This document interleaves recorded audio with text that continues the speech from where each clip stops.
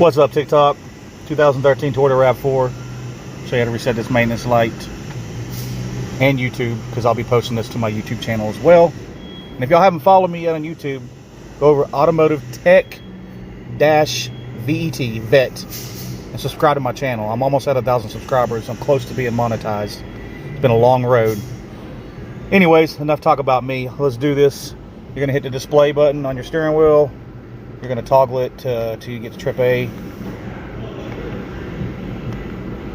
Once you're on trip A, don't touch the button again. Turn the push button start off. Now at the same time, push the display button in, and then press start stop. Keep holding it till all those dashes are gone. Boom. That simple. I'm gonna turn this thing off because I got to do some work on it. So anyways, I hope y'all like this video. Y'all follow me here, subscribe to my YouTube. Y'all have a good day. Peace out.